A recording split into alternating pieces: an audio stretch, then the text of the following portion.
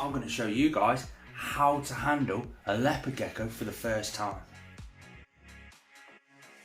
Welcome back to Northern Exotics, guys. We're a reptile YouTube channel that talks all things reptile. If that's something you're interested in, consider subscribing. So back to the video in hand. As you heard in the intro, in this video we're going to show you guys how to handle a leopard gecko, both a baby and an adult. So adult. So we're going to run through absolutely everything you need to know for how to handle your leopard gecko. This is aimed at the people that have never held a leopard gecko before. Maybe this is your first reptile. This is everything you need to know what to do and what not to do.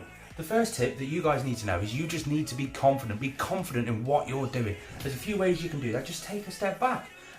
Take a deep breath, then jump straight in and go along with it. The worst thing you could possibly do while you're handling your leopard gecko is if he does bolt off or creep off or something, don't get scared. Be nice, calm, chilled and relaxed. Gently pick him back up again. I'll run through all the bits how to pick him up and how to do all that shortly. There is one thing you guys need to know straight away, and that is you never ever want to touch the tail of a leopard gecko, because in the wild they have this mechanism built into them where they can drop their tail off completely. They can just lose their tail. Now that is a defense mechanism, because if they get picked up by a bird in the wild and lifted up, they can drop their tail, run back down, run and hide nice and easily. If the tail does drop, then there's a few things you could do. Just keep it clean, keep it nice. It happens to the best of us. I've personally got a leopard gecko with a bulb tail. It does regrow just like this, but it's never going to go back to normal. It just is not going to go back to normal. That is what's called a bulb tail. And then this one is just a normal tail. You know, like I say, you never want to pick it up by the tail, because that can happen. It also happens when they get spooked or scared. They can drop their tail. So you really want to be quite quiet, timid, and just go at a nice and gentle pace. Be confident. Again, if you start shaking and stuff, that could make your leopard gecko a bit shaky. I'm just rambling on here. Let's go down and I'm going to show you first how to handle a baby leopard gecko. The one I'm going to show you is about 2 weeks old.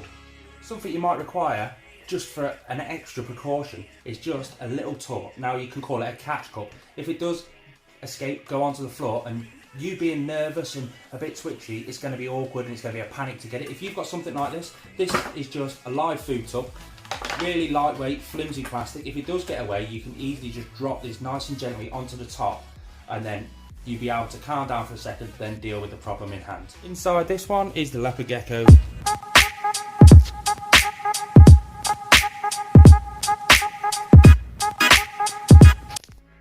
Beautiful, isn't she? So there she is. I've took her out of her hide.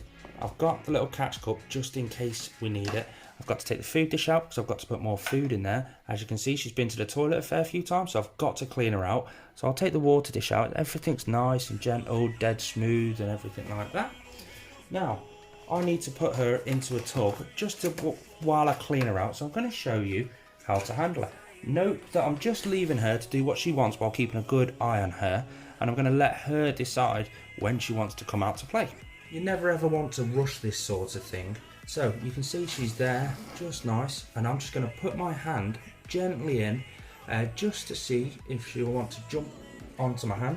You don't need to worry about getting bit. Now I'll tell you right now exactly what it feels like to get bit. Have you ever scraped a finger on a brick wall? That's all it feels like, just that. That is exactly what it feels like to get bit by a leopard gecko. Obviously these don't hurt as much because these are only babies, but that's what it feels like. The shock of getting bit is more damaging to you than actually getting bit.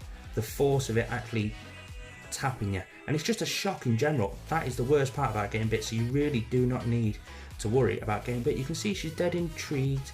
She knows what she's coming over. You can see she's doing all of her own accord. You never want to rush these things, and you just want to speak nice and gentle.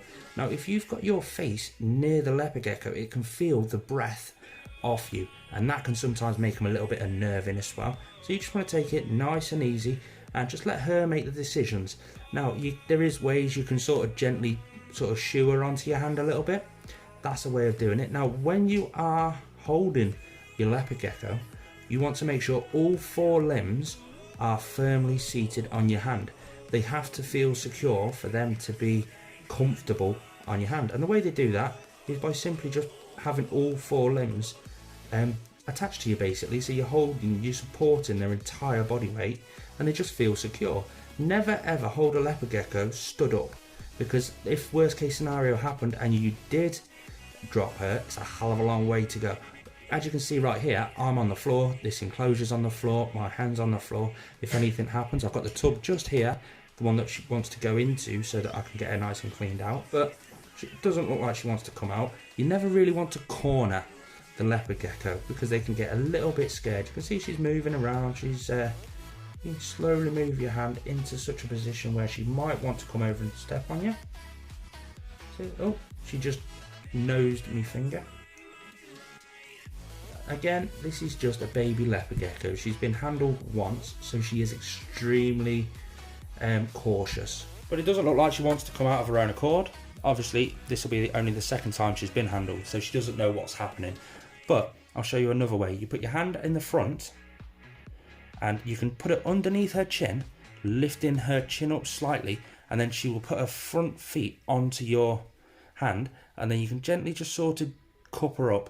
That's one way you can do it.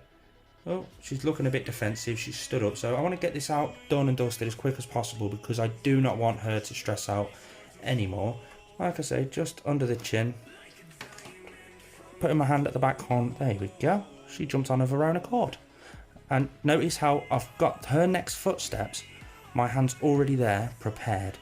You want to make sure all of her limbs, I'll zoom out a little bit so you can see a bit better. You want to make sure all of her limbs are on a hand, and you've got another hand there prepared, ready for if she does step off.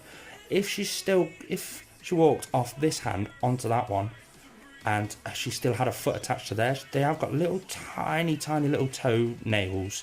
That's what I'm going to call them, toenails. They're like little tiny claws, and you don't want to pull your hand away too quick because it could sort of gently tug her away. I've got a hand going exactly where she's facing. Look at that, straight on. And you notice how my hands are virtually 2 inches off the floor. And this is all just getting her used to you and you used to the leopard gecko. You're just anticipating their next move, nice and gently, nice and calm.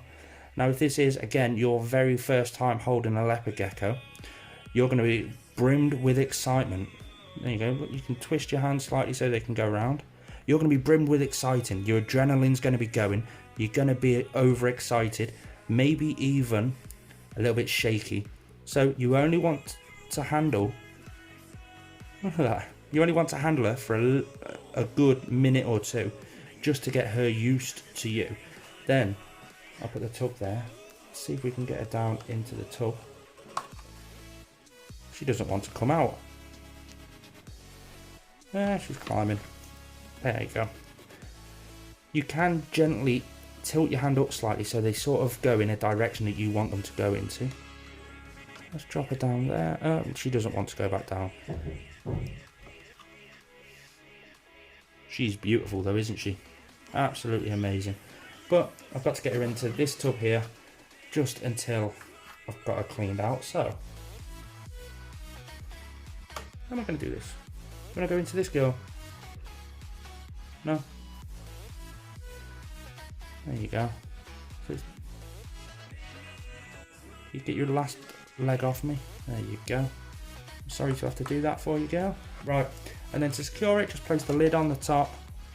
I'm going to move her out of the way, give her a clean out, and then handle her again and put her back in. And we're back again. She's got a little bit of fresh food in there. I couldn't find any toilet roll, so she's got or kitchen roll, so she's got a piece of newspaper in there. That'll do her until I can get some more. Obviously, this one just here is just it's got a hole in it. I've folded it flat. It's just a bit of something to play with. She can get in both sides, get in the hole. She's got a hide there.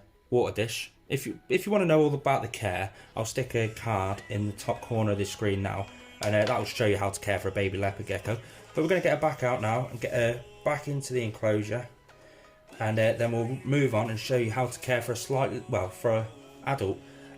We're going to show you how to care for her mother. But nice and gentle, just let her come out of her own accord, always anticipating her next move, so to speak. Now if she does bolt onto my hand and go a bit too far, she's only going to go into the enclosure, as you can already tell. But there you go, she's got all 4 limbs perfectly secured on my hand. Anticipating her next move. You've got to think as well, this is all just a little bit of enrichment for her because she's on a slightly different texture to what she's used to. But as I said, you never really want to worry about a bite because a bite just feels like you've dragged your finger along a brick wall. That is it really. Come and go. See if we can maneuver her next step by gently tilting the hand straight on. She can go straight down there now on top of her hide. No rushing, no panicking. That is all you really want to do for handling for a baby. But there's a few tips. Never really handle them middle of the day because these were once classed as a nocturnal species. Nowadays they're classed as a crepuscular species, which basically means they're out in dawn and dusk. They're the most active, so they do come out in the daytime, but more dawn and dusk. That is the baby. Let's move on to the adult. A little bit of light, a little bit of gold. Under pressure you start to fold like a diamond from gold. Maybe you are something I cannot define. Maybe you are. The same thing really goes for the adults, except for the adults are a little bit more durable. You never want to touch the tails. I've got my tub here ready to hand, so I'll put that there. I've got the leopard gecko in question, is just there. And it's again the same scenario. You can run your finger just underneath the chin and it will lift their head up a bit. And then you can just basically, they will step onto your hand. When they've stepped onto your hand, never move your hand dead quick because then they'll get a bit spooked. Just lift them up nice and gently and either put them in the tub or you can sit there handling them or something like that. Let's go for, you coming out here? Now, if you're going in, make sure they can see you because you don't want to spook them, because if you spook them again, the tail could drop. But it's dead simple, just nice and easy. There we go. Now, this is a bit rudimental, but you can see all her limbs are secured perfectly fine. She's a little bit timid because she's had a lot more handling. And nice and easy. Now let me show you exactly what I mean by hand placement and stuff like that, because it was something I used to search for when I was first looking. Obviously, hand goes nice and gentle, just underneath, and gently lift. She's got one hand on me, the other hand's on me. Now the back legs, there we go. That is how you safely pick them up. Now always make sure they're nice and secure. Oh, she's beautiful. This one is the mother to the baby that you've just seen. Now, you might find them licking around a bit. This is all a new environment for them. Their licking around is basically just, that's how they smell. So they're just running around, smelling everything off. She can probably smell her baby. So that's probably why. She's never met a baby, by the way. Her eggs got incubated and stuff like that. But let's put her back down. And again, it's just a case of, there you go. She will make her own way down. When she's safe, when she feels secure, she'll take her legs off you. I've still got one leg attached, so I'm not going to, there we go. Take my hand away, nice and smooth. So, let's run through again. So let's have another go then. You can go in that way and gently just put your hand underneath and lift her up. She will only go where she feels secure, but let's drop her back down and I'll show you again. She will gently walk off on her own accord, make sure all her limbs are off you. Perfect. And then, again, now if she's in a corner like this, just one hand there, gently up, all her limbs, she feels secure. There she is. That is how you handle your leopard gecko. You will get your confidence up and it will improve, but that is all the gist you need to know. Thanks for tuning in, guys. If you're new around here, subscribe and hit that thumbs up if you've learnt anything. Peace out.